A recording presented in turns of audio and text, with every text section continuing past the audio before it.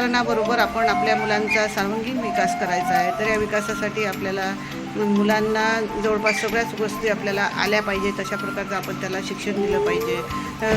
किंवा फक्त वाचा उच्चार दोष किंवा भाषा विकास झाला म्हणजे त्यांचा सर्वांगीण विकास झाला असं नाही.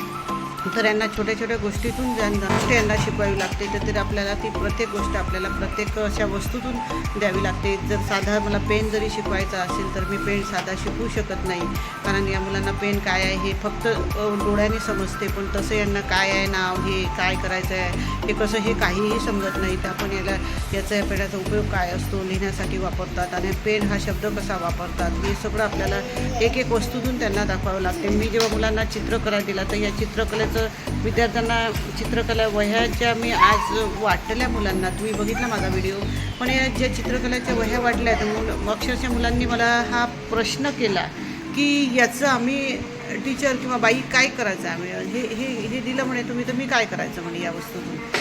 काही मुलांना हे पण माहिती नाही की चित्रकलेचा आपण उपयोग कशासाठी करू शकतो आणि काय करू शकतो. तर मला त्यांना अक्षरशः सांगावं लागलं, त्यांना चित्र काढून द्यावी लागली, रंग कसा भरावा लागला, कुठल्या कलरला कुठला नाव असतो, लाल रंग कोणता असतो, हिरवा कोणता, पिवळा कोणता, असं रंगाची मला त्यांना माहिती द्यावी लागली आणि त्यानुसार त्यांना सांगावं लागलं की या पेन्सिलीने आपण असं काढू शकतो, हा कलर त्यांना भरू शकतो.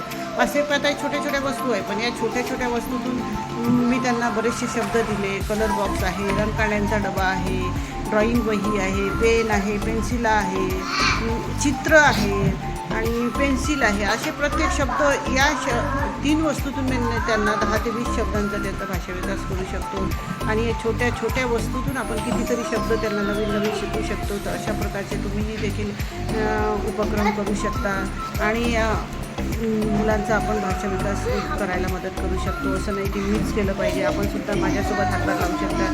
तर कृपया हे मला सहकार्य करा आणि माझा व्हिडिओ जर आवडला असेल तर लाईक शेअर नक्की करा. धन्यवाद.